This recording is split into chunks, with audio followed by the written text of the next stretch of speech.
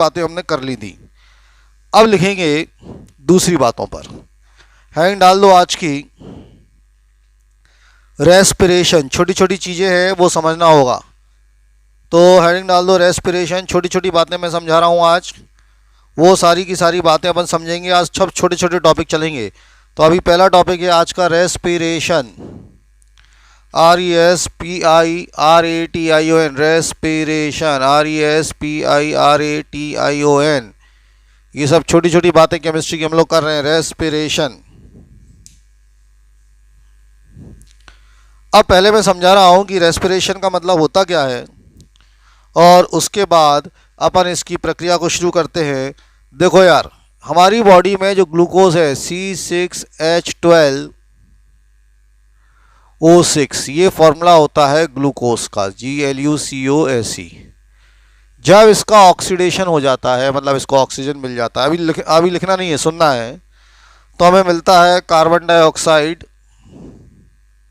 Water और energy. मेरी बात सुनना, हमें इतनी सारी चीज़ें मिलती हैं। बैलेंस करने के लिए यहाँ 6 कर लो और यहाँ 6 कर लो, देखना जरा बैलेंस हो गई क्या। C6 बैलेंस है, H12 12 है, ऑक्सीजन कितने, 6 × 2 12 और 6 18, 6, और हमें 12 चाहिए, तो यहाँ 6 ऑक्सीजन कर लीजिए। तो मुझे लग रहा है ये इक्वेशन अब जो है वो बैलेंस्ड हो गई। C6H12O6 plus 6O2 gives you 6CO2, अभी लिखना नहीं है, plus 6H2O plus energy.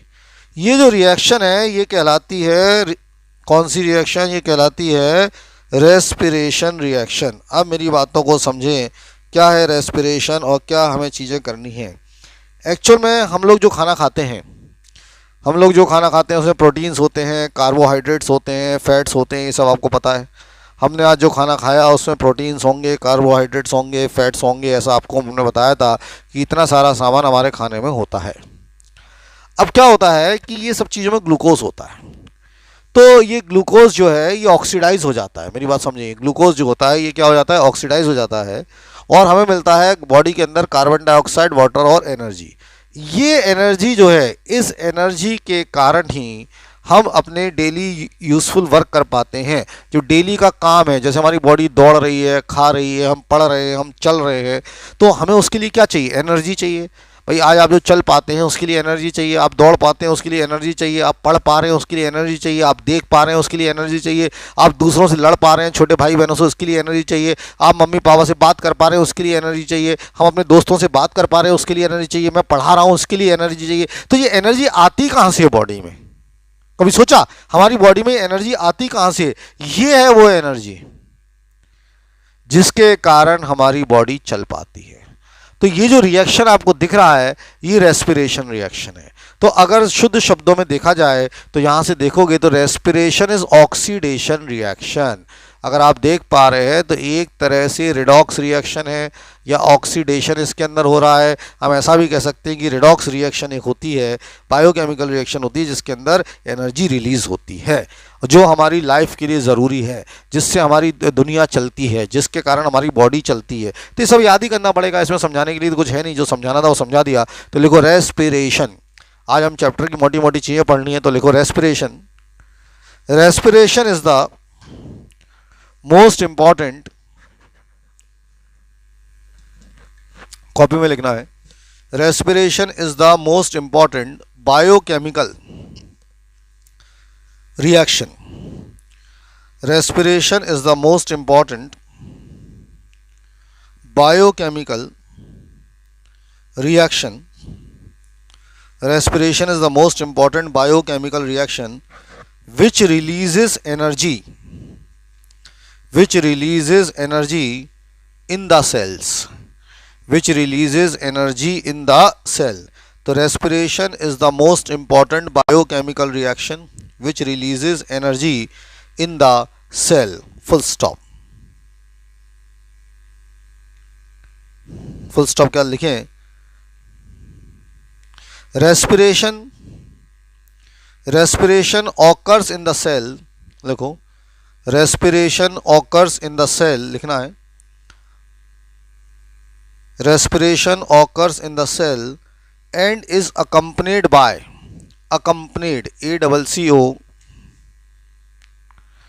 ACCOMPAINED, accompanied, तो ऐसा लिखेंगे, respiration is occurs in the cells, respiration occurs in the cell and is accompanied by, spelling गलत हो सकती है, चेक कर लेना, and is accompanied by combustion of, combustion जलना, and is accompanied by combustion, COMBUSTION, and is accompanied by combustion of glucose, and is accompanied by combustion of glucose producing carbon dioxide and water. दोबारा सुन लें, respiration occurs in the cell and is accompanied by the combustion of glucose producing carbon dioxide and water. Full stop. Respiration full stop क्या लिखो, respiration reaction is exothermic. exothermic क्यों, देखो energy निकल रही है, respiration reaction is exothermic in nature, ऐसा लिखेंगे, respiration reaction is exothermic in, लिखना है, in nature, respiration reaction is exothermic in nature and the energy obtained from this reaction and the energy obtained from this reaction and the energy obtained from this reaction help us for daily working, and the energy obtained from this reaction help us for daily working, full stop.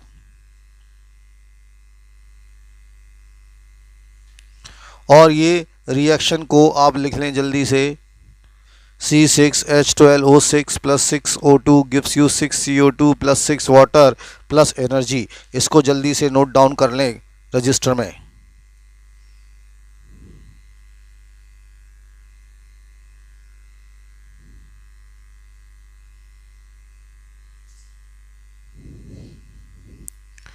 तो इसको फटाफट note down कर लेंगे। तो ये हो गया respiration reaction. तो रेस्पिरेशन रिएक्शन कौन सी रिएक्शन होती है? एक ऑक्सीडेशन रिएक्शन होती है एक तरह से।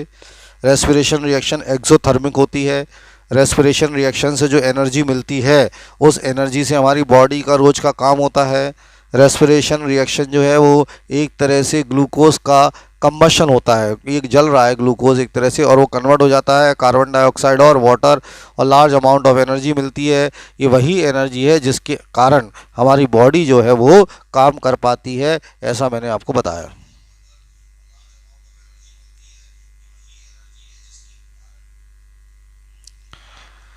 तो all this is clear in combustion reaction, oh sorry in respiration reaction. तो ये बात समझ में आ गई होगी, नोट डाउन हो गया होगा। नेक्स्ट हेडिंग डाले कंबशन, जल्दी से। आज छोटी छोटी हेडिंग है। Combustion, COMBUSTION, combustion. तो अब जो हेडिंग है वो है कंबशन रिएक्शंस। कंबशन लिख लें या कंबशन रिएक्शंस लिख लें, एक ही बात है। चाहे हम कंबशन की बात कर लें और चाहे हम कंबशन रिएक्शंस की बात कर लें, सबका मतलब एक है। पहले समझ लें इसका मतलब क्या है और फिर मैं लिखाऊंगा। जब भी ये शब्द यूज होता है कंबशन, इसका मतलब होता है burning in presence of oxygen. मेरी बात सुन ले, लिखना नहीं है, अभी सुनना है। Burning in presence of oxygen, मतलब कंबशन का मतलब होता है किसी भी चीज का जलना ऑक्सीजन के प्रेजेंस में। अगर देखा जाए तो जो पुरानी अभी हमने रिएक्शन पढ़ी थी जिसको हम बोल रहे थे रेस्पिरेशन, उसमें भी ग्लूकोज जो है वो बर्न हो रहा था ऑक्सीजन के प्रेजेंस में। तो हम ऐसा भी कह सकते थे कि जो रेस्पिरेशन रिएक्शन है वो कंबशन है ग्लूकोज का। तो अपन फिलहाल इतना समझ गए कि आज से कोई हमसे पूछे कंबशन का मतलब क्या है, तो कंबशन का मतलब है किसी भी चीज का बर्न होना किसके प्रेजेंस में? ऑक्सीजन के प्रेजेंस में, उसको हम लोग कंबशन कहते हैं। तो लिखो कंबशन, अ केमिकल रिएक्शन, लिखें अ केमिकल रिएक्शन इन विच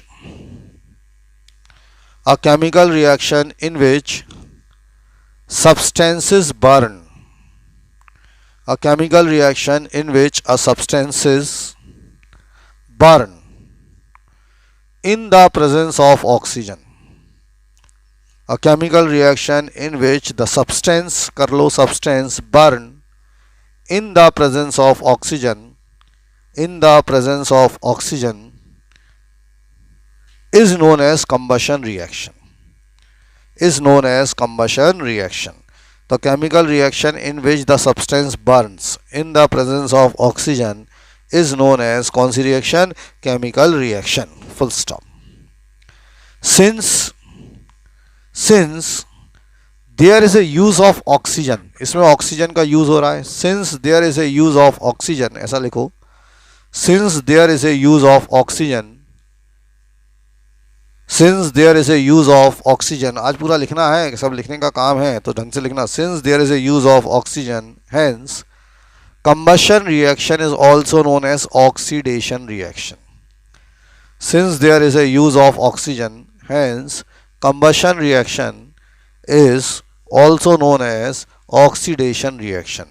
बात समझ गए होंगे कि चूंकि इसमें यूज हो रहा है ऑक्सीजन का तो कंबशन रिएक्शन को ही हम ऑक्सीडेशन रिएक्शन कहते हैं. It is also known as oxidation reaction. Full stop. For example आप कुछ एग्जाम्पल लिख रहे हैं. CH4 ये फॉर्मूला होता है मीथेन का. CH4 ये फॉर्मूला किसका होता है? मीथेन. ऑक्सीजन के प्रेजेंस में जाते हैं तो CO2 बनता है प्लस वाटर बनता है. CO2 बनता है प्लस क्या बनता है? वाटर बनता है. बैलेंस करना पड़ेगा तो मुझे लग रहा है कि यहाँ 2 कर लो. CH4 2 तो CO2 हो जाएगा और 2H2 तो मेरे ख्याल से बैलेंस्ड हो गई होगी. तो ये कंबशन रिएक्शन हो गई. CH4 plus 2O2 gives you CO2 plus H2O.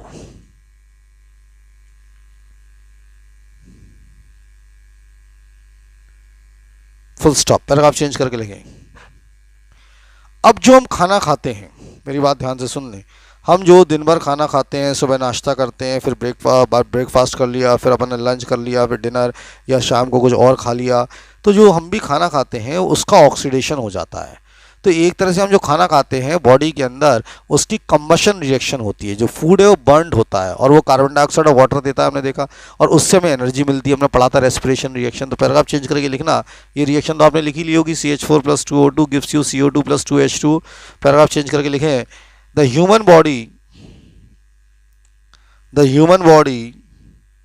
may be regarded as the human body may be regarded as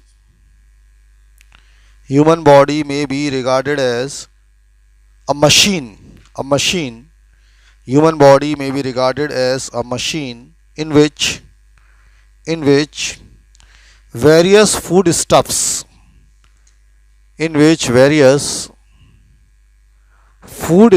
जो भी हम खाना खाते हैं, in which various foodstuffs STUFFS in which various foodstuffs that we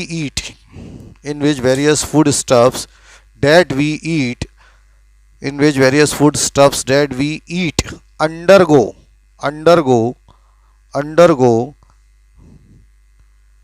combustion. The human body may be regarded as a machine in which various foodstuffs that we eat undergo combustion और oxidation. एक ही बात है. undergo combustion और oxidation and the energy which we obtained, पिछले reaction पढ़ा था, and the energy और heat एक ही बात है, which we obtained makes our body to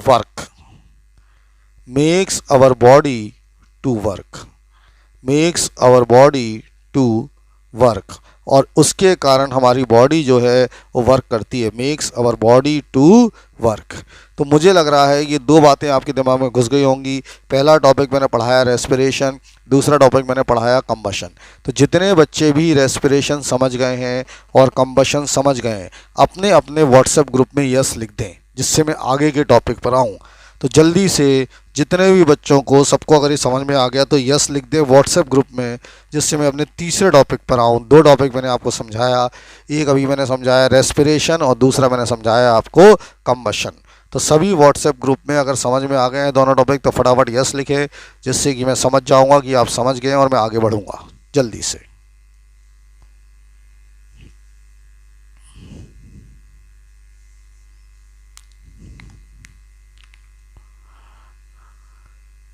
अब हमें तीसरी रिएक्शन पढ़नी होगी।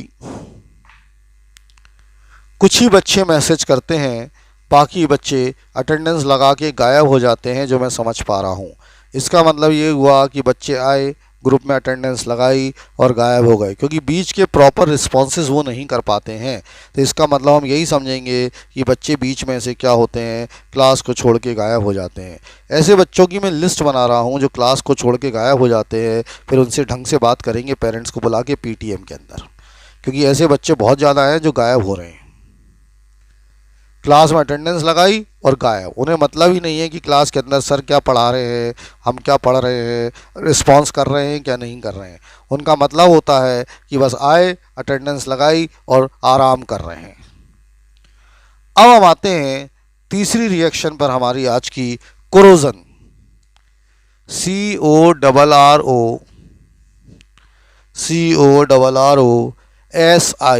CORROSION, कोरोजन करके एक टॉपिक हमारे सिलेबस में लिखा हुआ है।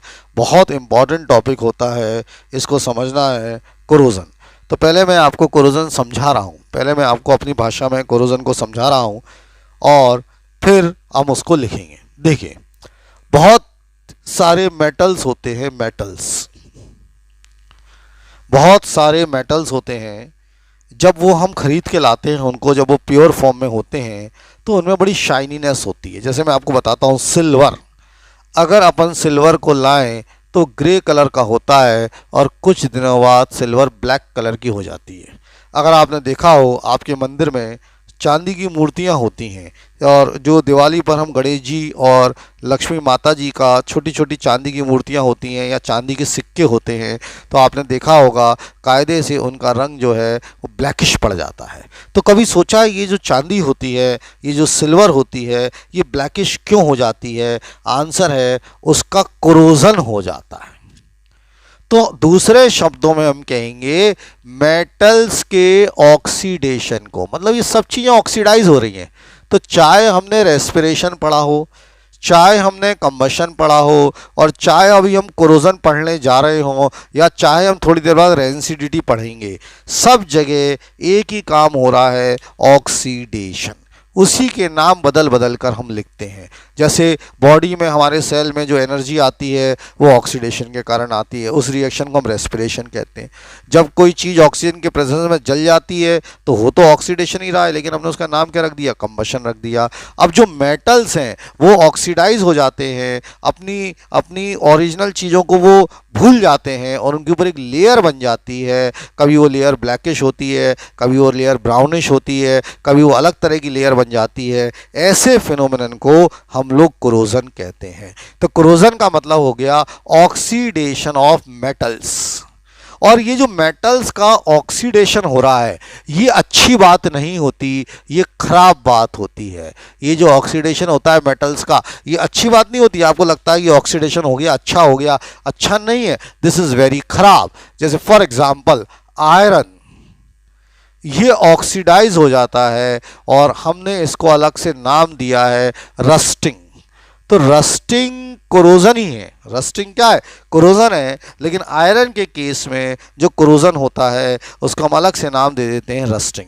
अब कोई बताओ, रस्टिंग कोई अच्छी चीज़ होती है? मैं कहूँ आपके लोहे में जंग लग गई, तो ये अच्छी बात है कि खराब बात है? अपने आप से पूछो, खराब बात है। लोहा कमज़ोर हो जाता है। तो कहने का मतलब है ऑक्सीडेशन होने से, कोरोजन होने से मेटल की स्ट्रेंथ, मेटल की जो ताकत है, मेटल की जो शक्ति है वो कम हो जाती है। तो पढ़े लिखे लोग इसको ऐसा भी कहते हैं, कोरोजन मतलब slow eating of metal, slow eating up of metals in presence of oxygen.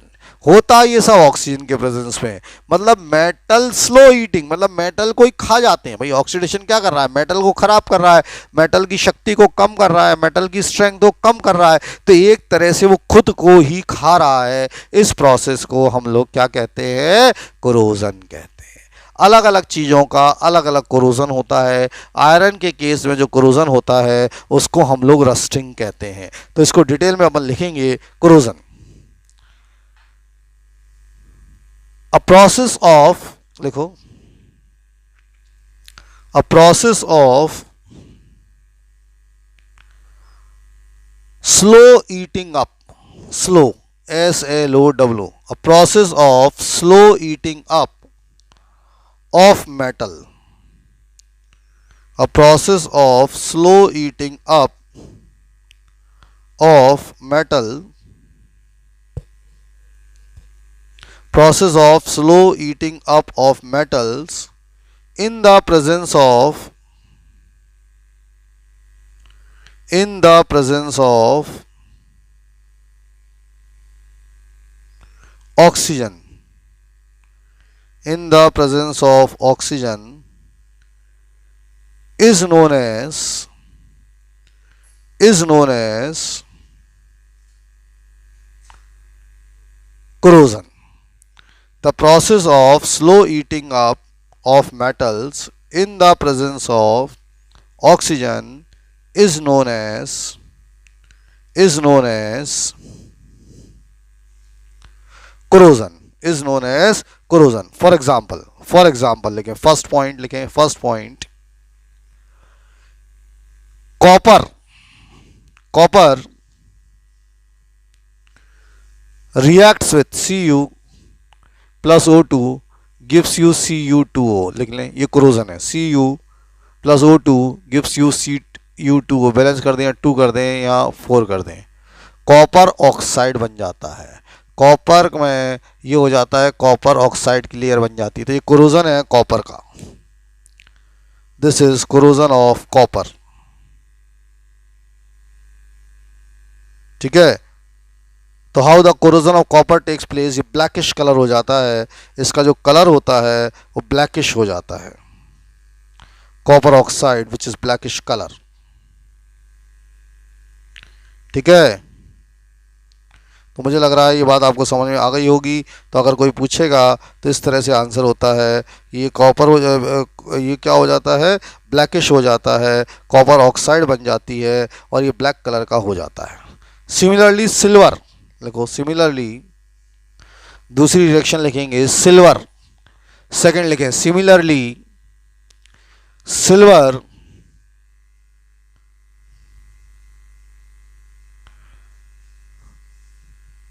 reacts with oxygen to form silver oxide Ag2O, यहाँ 2 कर दो और यहाँ 2 कर दो, सिल्वर ऑक्साइड।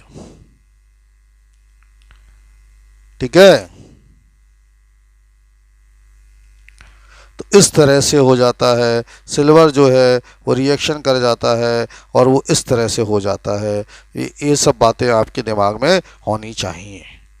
ठीक है, पैराग्राफ चेंज करके लिखें, iron reacts with oxygen and water, paragraph change करके लिखेंगे, आयरन, ये सब लिख लिया आपने, ये रिएक्शन लिख लिया, ये सब अलग अलग एग्जांपल्स हैं, लेकिन iron reacts with oxygen and water, iron जो है वो रिएक्ट करता है ऑक्सीजन के साथ और वाटर के साथ। अब ये वाटर कहाँ से आता है, एयर में ही होता है, फ्रॉम एयर, हवा में होता है ये water moisture, to give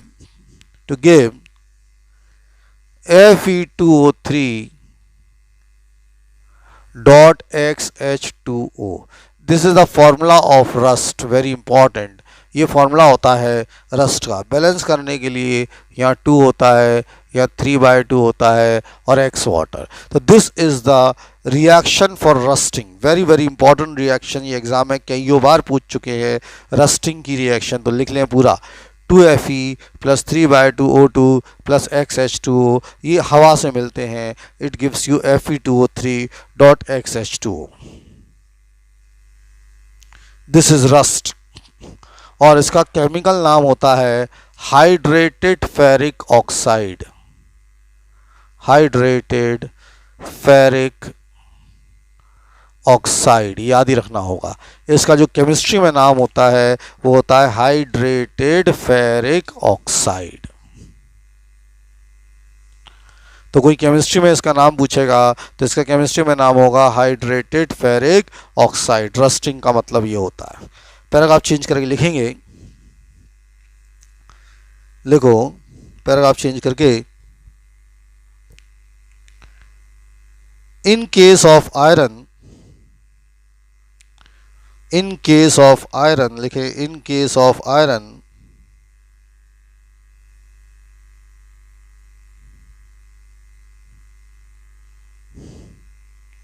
in case of iron लिखो,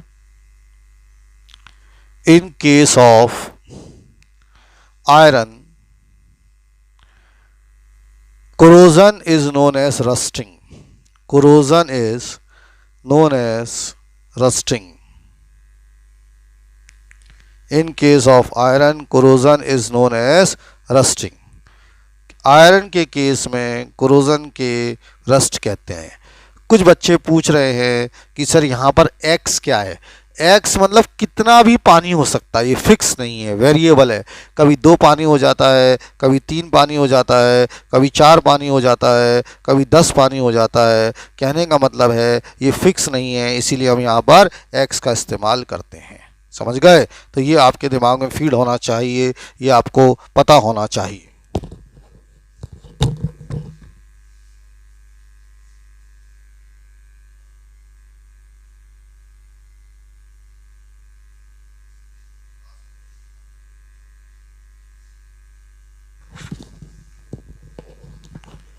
ठीक है, तो ये सब बातें आपके दिमाग में फीड होनी चाहिए, ये सब बातें आपको पता होनी चाहिए।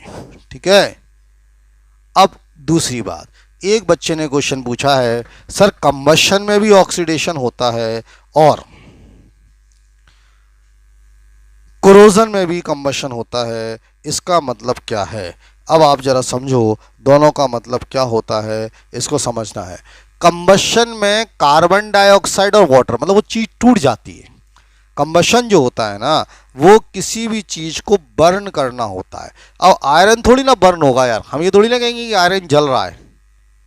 मेरी बात समझ आ रहा है? इसको हम ऐसा थोड़ी कहेंगे कि आयरन जल रहा है, ये तो क्या कहेंगे, आयरन का ऑक्सीडेशन हो रहा है, आयरन रिएक्शन कर रहा है। और वो कंबशन का मतलब होता है जलना, जैसे किसी में आग लगा दी ऑक्सीजन के प्रेजेंस में, तो that is known as combustion, जो डिफरेंस होता है। और यहाँ पर एक्स मैंने आपको क्लियर कर ही दिया कि एक्स का मतलब क्या होता है। ठीक है, तो आज से कोई रस्ट का फॉर्मूला पूछेगा तो रस्ट का फॉर्मूला क्या होगा, Fe2O3 डॉट XH2, ये आपके दिमाग में होना चाहिए। अब ये पैराग्राफ चेंज करके लिखो, corrosion and rusting both are very harmful. हालांकि दोनों एक ही हैं, बोथ आर वेरी हार्मफुल। लिखो, corrosion and rusting both are very harmful and they causes, लिखो corrosion and rusting both are very harmful and they causes damage to the building, and they causes damage to the building। तो दोनों जो चीज़ें हैं corrosion और rusting बहुत harmful होते हैं। They causes damages to the building, comma railway tracks, railway tracks जो होते हैं जिस पर ट्रेन चलती है वो भी डैमेज होती है रस्टिंग के कारण। रेलवे ट्रैक्स, कॉमा ऑटोमोबाइल्स, हमारे जो ऑटोमोबाइल्स होते हैं वो भी ख़राब होते हैं रस्टिंग के कारण। ऑटोमोबाइल्स एसेक्ट्रा एसेक्ट्रा, बात समझ गए? तो ऑटोमोबाइल्स भी ख़राब हो रहे हैं, इसके कारण ट्रेन्स भी ख़राब होती हैं, ट्रेन की पटरियां भी ख़राब होती हैं। तो ये सब बातें हैं जो हमारे दिमाग में होनी चाहिए। तो इतनी बातें मैंने आपको बताई, 3 बातें मैंने आपको समझाई। पहली बात मैंने आपको समझाने की कोशिश की वो थी रेस्पिरेशन रिएक्शन, वो भी एक तरह का ऑक्सीडेशन होता है। दूसरी बात मैंने आपको समझाने की कोशिश की कंबशन, उसमें मतलब होता है जलना, वो भी एक ऑक्सीडेशन होता है। तीसरी बात मैंने आपको समझाने की कोशिश की जिसको हम कहते हैं कोरोजन। कोरोजन में मेटल्स के खुद के खाने को, मेटल अपने मेटल्स को खा जाता है, मेटल्स को ख़त्म कर देता है, मेटल्स की शक्ति कम हो जाती है, उसको कोरोजन कहते हैं। हर मेटल का कोरोजन अलग अलग तरीके से होता है। ये बातें मैंने आपको समझा दी हैं, ये बातें आपको समझ में आनी चाहिए। अब आते हैं एक बहुत ही इम्पॉर्टेंट टॉपिक है जिसको कहते हैं रेंसिडिटी, जो हमारे कोर्स में लिखा हुआ है, बहुत महत्वपूर्ण टॉपिक है। इस टॉपिक का नाम होता है बच्चों रेंसिडिटी, RANCIDITY। CIDITY, रेनसीडिटी, हेडिंग डाल दो आप रेनसीडिटी। अब हम इसको समझाते हैं, इसको पहले समझा रहे हैं रेनसीडिटी क्या होता है। आज सभी के घर में खाना बना होगा। अब आप सोच रहे होंगे कि सर ये कैसा सवाल आप पूछ रहे हो, अभी समझाता हूँ, रेनसीडिटी पर आ रहा हूँ। सभी के घर में आज खाना बना है, किसी के घर में ऐसा हुआ है क्या? और अगर हुआ है तो फटाफट मैसेज कर कि आज हमारी मम्मी ने, हमारे जो खाना बनाती है मम्मी या दादी जो भी घर में बना रही है खाना, उन्होंने अगले 15 दिन की सब्जी बना के रख दी हो। तो अब बड़ी हंसी की बात आएगी, सर ऐसा तो किसी घर में नहीं होता कि आज हमने सब्जी बना दी, आज मान लीजिए मटर पनीर की सब्जी बनी है साहब बहुत बढ़िया, और अगले 15 दिन की मम्मी ने एक बड़ी सी टंकियाँ भर के रख दी। ऐसा होता है क्या? आंसर ऐसा नहीं होता। अब मैं आऊँ ऐसा क्यों नहीं होता। हम रोज़ सुबह या शाम को सब्जियां क्यों बनाते हैं? हम ऐसा क्यों नहीं करते कि मंडे को हम सब्जी बनाएंगे और वो पूरे हफ्ते चलेगी, ट्यूसडे को हम रोटियां बनाएंगे वो पूरे हफ्ते चलेगी। मेरी बात समझ आ रहा है? ऐसा क्यों नहीं होता? तो सभी लोगों को पता है कि ये खराब हो जाता है। अगर जनरल भाषा में बात करें तो आप सबको पता है सब्जी खराब हो जाती है। आज हम सब्जी बनाएंगे तो वो खराब हो जाएगी, दूसरे दिन नहीं चलती। अब सवाल है खराब क्यों हो जाती है? यहाँ पर लोग चुप हो जाते हैं, वो कहते हैं यार ये तो हमने सोचा ही नहीं। यहाँ तक तो आपको पता है क्योंकि रोज़ की बात है, सुबह सब्जी बनाते हैं, दूसरे दिन हम यूज़ नहीं करते हैं वो वेजिटेबल को। आंसर सभी को पता होता है, गांव वाला भी जानता है, छोटा सा बच्चा भी जानता है, यार वो सब्जी खराब हो जाएगी, मैं तो आज ही खाऊंगा। लेकिन सवाल है खराब हो जाएगी ठीक है, लेकिन क्यों खराब हो जाएगी? केमिस्ट्री में ऐसा क्या है जिसके कारण सब्जी खराब हो गई? अगेन आंसर है कि जो हम सब्जियां बनाते हैं उसके अंदर फैट्स होते हैं, उसके अंदर ऑयल्स होते हैं, उसके अंदर प्रोटीन्स होते हैं, ये सब ऑक्सीडाइज हो जाते हैं। ये सब क्या हो जाते हैं? ऑक्सीडाइज हो जाते हैं। और जैसे ही ये ऑक्सीडाइज हो जाते हैं इनका टेस्ट चेंज हो जाता है, इनका टेस्ट चेंज हो जाता है, इनकी स्मेल चेंज हो जाती है, ये खाने में अच्छे नहीं होते और इस सभी को रेंसिडिटी कहते हैं।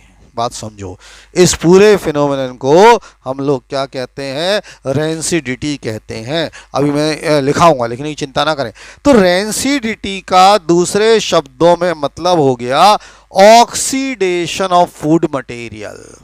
जो भी वेजिटेबल हम घर पर बनाते हैं जिसमें फैट है, ऑयल है, वो ऑक्सीडाइज हो जाता है। वो ऑक्सीडाइज होकर उसका टेस्ट चेंज हो जाता है, उसकी स्मेल चेंज हो जाती है, खाने में अनप्लेजेंट हो जाते हैं। तो हम कहेंगे दूसरे शब्दों में फूड ऑक्सीडाइज हो गया और उसका नाम रख दिया जाता है रेंसिडिटी। ऐसे फूड को हम कहते हैं रेंसिड फूड, ऐसे फूड को हम कहते हैं फूड खराब हो गया।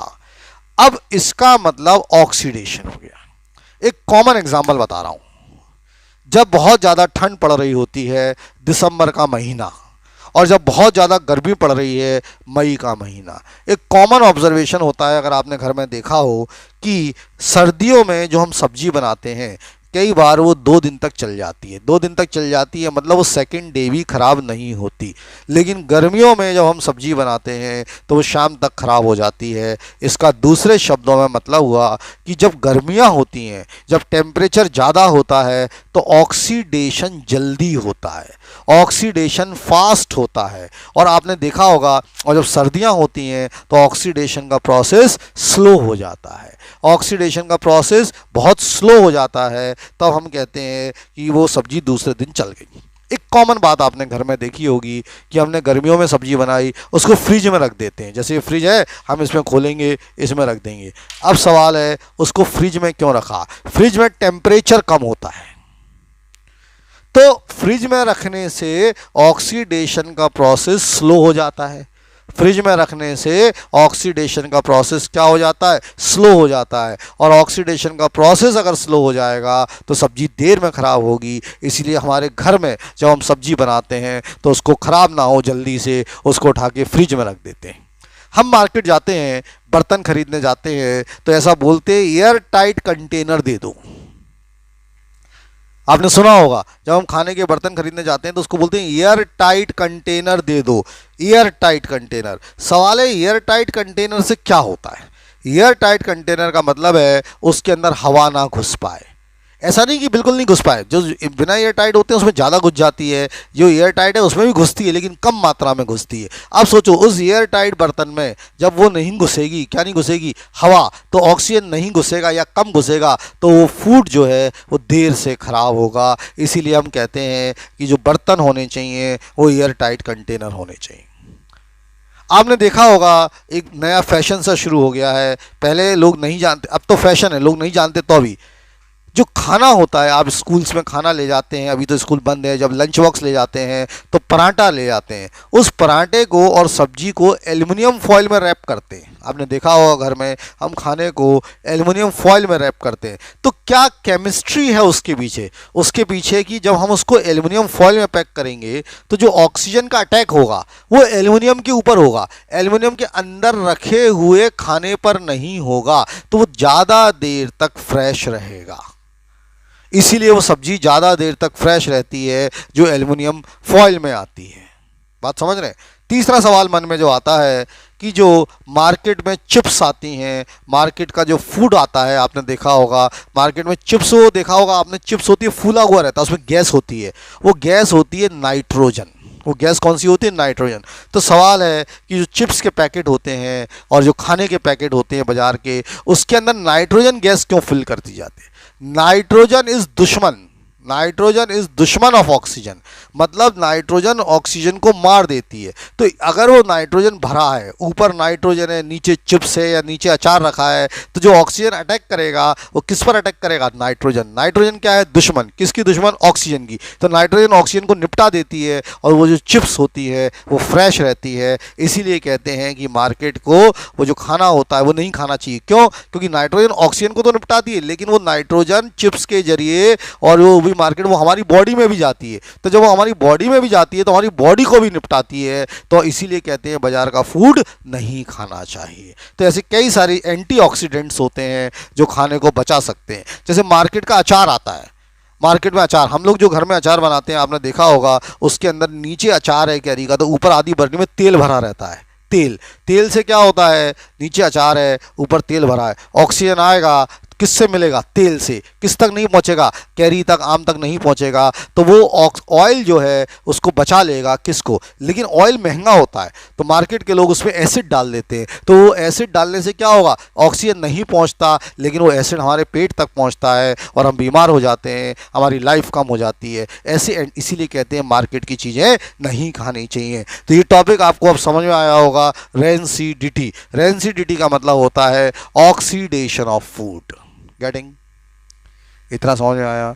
अब मैं इसको लिखा रहा हूं तो इसको अब लिखना शुरू करेंगे मेरे शब्दों में। लिखो रेंसिडिटी, हेडिंग डाल दीजिए। लिखो the slow oxidation of, the slow oxidation of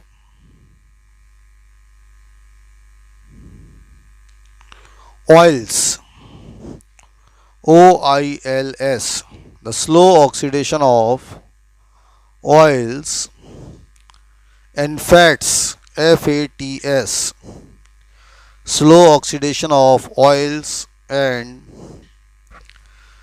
fats present in food material, present in food material. Slow oxidation of oils and fats present in food materials result in bad smelling compounds. BAT, bad मतलब खराब, result in bad smelling compounds. दोबारा सुन लें, the slow oxidation of oils and fats present in food materials result in bad smelling compounds, and this phenomenon is known as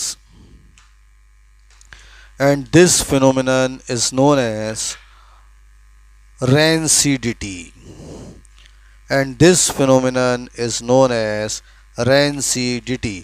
इस phenomenon को, इस process को हम लोग क्या कहते हैं? रेंसिडिटी कहते हैं। This phenomenon is known as rancidity, full stop.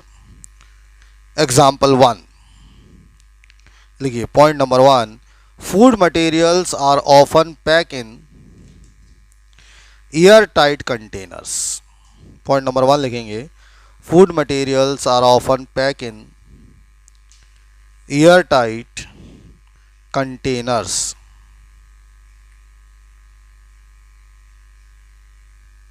Full stop. By doing so, देखो बाय डूइंग सो, ऐसा करने से, by doing so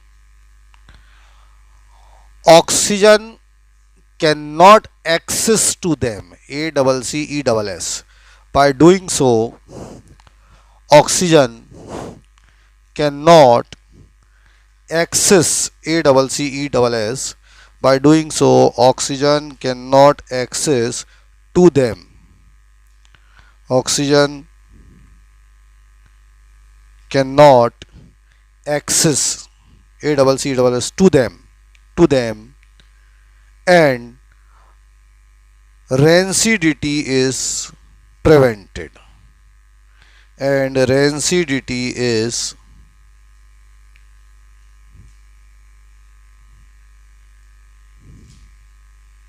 is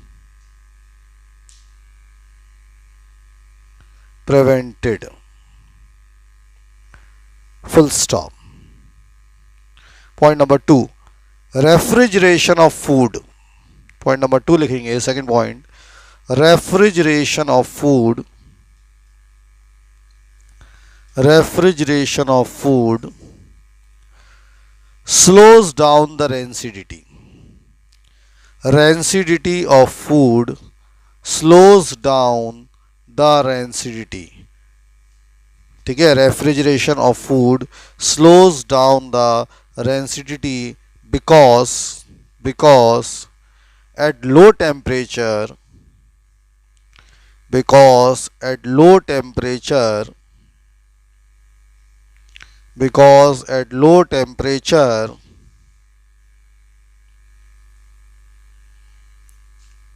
rancidity process slows down, because at low temperature rancidity process slows down, because at low temperature rancidity process slows down, full stop। Point number three, third point लिखेंगे, point number three, in bags containing, BAGS, in bags containing potato chips, in bags containing potato chips and other similar stuff, in bags containing potato chips and other similar stuff, comma, a gas is filled known as nitrogen, a gas is filled known as nitrogen। दोबारा सुन लें, in bags containing potato chips and similar stuff, a gas is filled known as nitrogen because nitrogen acts as, because nitrogen acts as antioxidant, because nitrogen acts as antioxidant. Nitrogen किसकी तरह behave करता है? Antioxidant की तरह behave करता है, full stop. Next point, next point, it is always advise, next point लिखेंगे, it is always advise, ऐसा हमेशा एडवाइज करते हैं, लिखें, it is always advise to place, it is always advised to place food materials, it is always advised to place food materials away from the direct sunlight, it is always advised to place food materials away from the direct sunlight, away from the direct sunlight, and by doing so, देखो, and by doing so, ऐसा करने से, and by doing so, and by doing so rancidity process slows down, and by doing so rancidity process slows down, ऐसा करने से जो rancidity के process हैं वो स्लो हो जाते हैं, and by doing so rancidity process जो हैं इट स्लोस डाउन, ऐसा करने से। तो मैंने आपको इतनी सारी बातें समझाने की कोशिश की हैं, इतनी सारी बातें मैंने कोशिश की कि आप समझ पाएँ, और मुझे लग रहा है कि आप समझ गए होंगे। 2 मिनट का टाइम आपके पास है, पूरे नोट्स को पढ़ लीजिए, जो भी मैंने 4 बातें लिखाई हैं उनको समझ लीजिए। किसी भी पॉइंट में कोई दिक्कत हो तो 2 मिनट में आपको दे रहा हूँ पर्सनल सोचने के लिए, उसके बाद मैं डिस्कस करूँगा। तो 2 मिनट में बैठा हूँ, आप जब तक उसको कर लीजिए, फिर मैं आपसे डिस्कस करता हूँ, उसको देखता हूँ। करिए।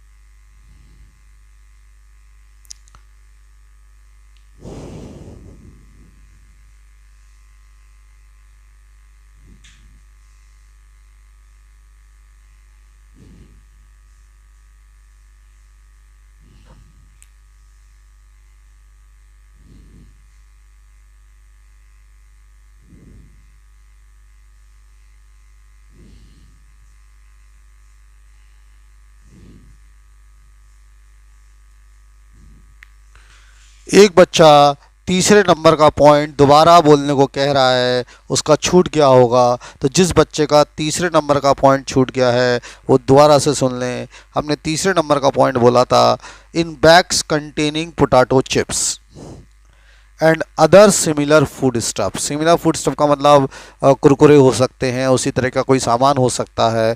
तो in bags containing potato chips and other similar food stuff a gas is filled which is nitrogen. A gas is filled which is nitrogen, and this is because nitrogen act as antioxidant. Antioxidant का मतलब होता है दुश्मन उसका। अब कई सारे बच्चों ने कई सारी चीज़ें पूछी हैं, हर सवाल का जवाब देना ज़रूरी है।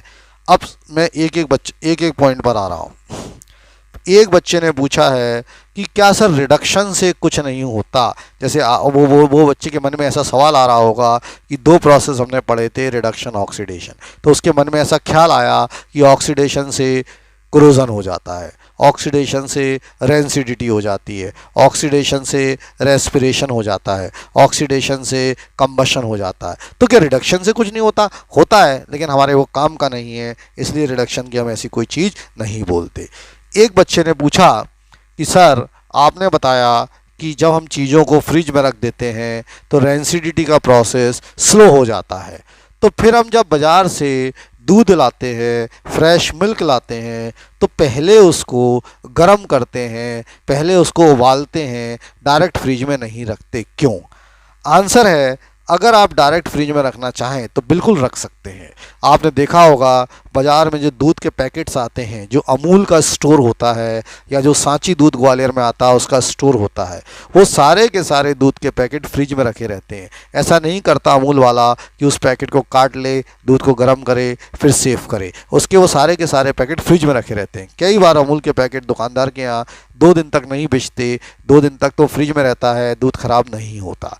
अब सवाल है, फिर हम घर में ऐसा क्यों करते हैं? एक्चुअल में ऐसा पुरानी प्रथा चली आ रही है कि दूध को उबालने से उसमें जो माइक्रो ऑर्गेनिजम्स होते हैं, दूसरे दूसरे जो बैक्टीरिया होते हैं, क्योंकि दूध भैंस के अंदर से या गाय का अंदर से आता है पेट में से, तो उसके अंदर जो बैक्टीरियाज होते हैं वो उबलने से किल हो जाते हैं। उसका कोई लेना देना नहीं है ऑक्सीडेशन से, उसका कोई लेना देना नहीं है रेंसिडिटी से। तो दूध उबालना, दूध को गर्म करना एक माइक्रो ऑर्गेनिजम्स बैक्टीरिया को किल करने का प्रोसेस है, उसका इससे कोई लेना देना नहीं है। जिस बच्चे ने ये क्वेश्चन पूछा था, फिर एक बच्चे ने क्वेश्चन पूछा कि सर क्या ऑक्सीजन फूड के अंदर एंटर हो जाएगा तो क्या वेस्ट होगा? ऐसा नहीं है। हम जब खाना खाते हैं तब भी ऑक्सीजन हमारे खाने के साथ जाता है। भाई हवा में बैठ के तो खाना खाते हैं, हम डाइनिंग टेबल पे तो बैठ के खाना खाते हैं, लेकिन वो ऑक्सीजन फूड के अंदर बहुत देर तक रहेगा, तो फिर वो खाना खराब होगा।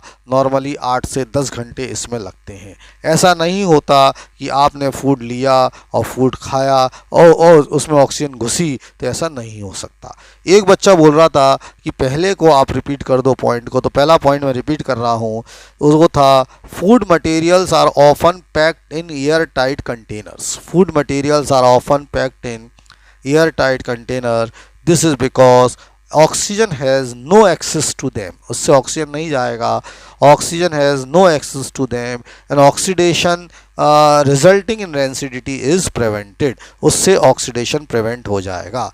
एक बच्चा पूछ रहा है इलेक्ट्रोलिसिस ऑफ हाइड्रोजन, इसका कोई लेना देना नहीं है, यहाँ पर इलेक्ट्रोलिसिस प्रोसेस का कोई मतलब अभी नहीं है।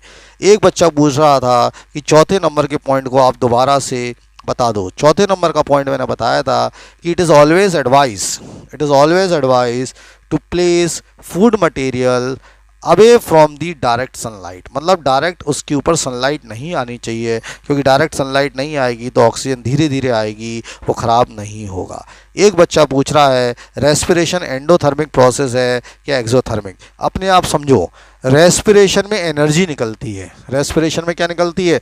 एनर्जी। और जिस किसी में भी एनर्जी निकलती है वो प्रोसेस एक्सोथर्मिक होता है। तो इसका मतलब रेस्पिरेशन जो है वो एक्सोथर्मिक प्रोसेस है, इसमें कोई डाउट नहीं होना चाहिए। अब अगर सब बच्चों को ये सारी बातों के डाउट क्लियर हो गए हैं तो फटाफट व्हाट्सएप ग्रुप में जाके यस लिखें, जिससे चीज़ें क्लियर हो जाएं जल्दी से, फास्ट। तो सभी बच्चे जल्दी से व्हाट्सएप ग्रुप में जाके यस लिखें, जिससे चीज़ें जो हैं बिल्कुल क्लियर हो जाए, बातें समझ में आ जाए फास्ट। कुछ भी रह गया हो तो तुरंत मुझसे बात करें।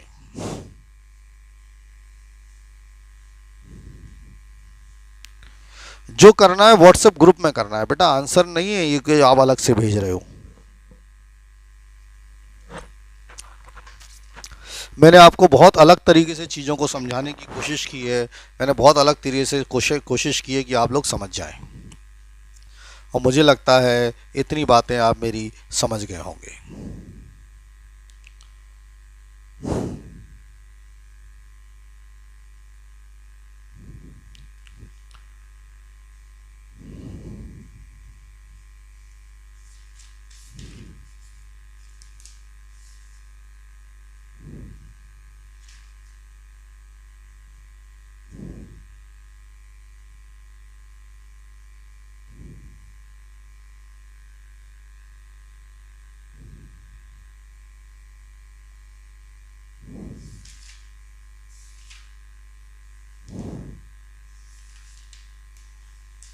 अब मेरी बातों को ध्यान से आगे सुनना है, ध्यान से आगों को समझना है।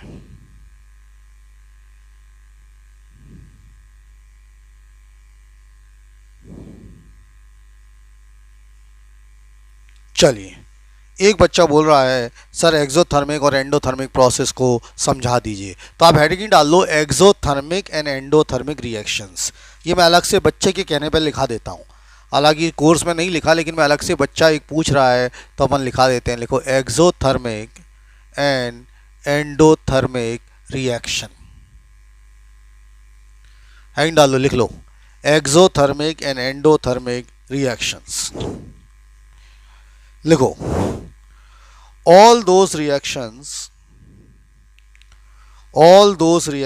इसको लिखो पहले, all those reactions in which heat is released, all those reactions in which heat or energy is released, एक ही बात है।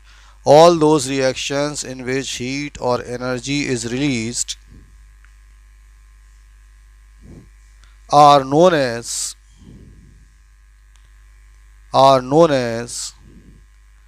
exothermic reactions. So all those reactions in which heat is released or energy is released are known as exothermic reactions. For example, हम वही वाला example लिख लेंगे जो हमने समझा था। कौन सा वाला? C6H12O6 प्लस क्या था इसके अंदर? Oxygen gives you CO2 plus water plus energy. यहाँ 6 था, यहाँ 6 था, यहाँ 6 था, चेक कर लो। तो ये एक्सोथर्मिक रिएक्शन का एग्जाम्पल है।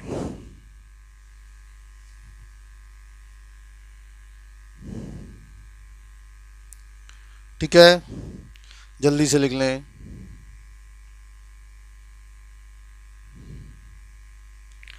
लिखिए endothermic reactions, all those reactions in which heat is absorbed, all those reactions in which heat is absorbed are known as endothermic reactions.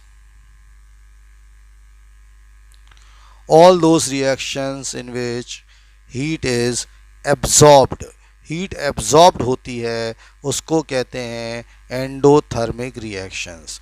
All those reactions in which heat is absorbed are known as endothermic reaction. For example, dissolving ammonium chloride in water. लिख लो, for example, dissolving ammonium chloride in water.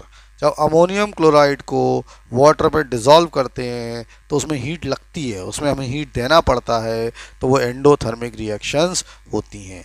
ऐसा आप लिख के रख लें तो आपको ये दो बातें मेरी समझ में आ गई होंगी, एक्सोथर्मिक और एंडोथर्मिक।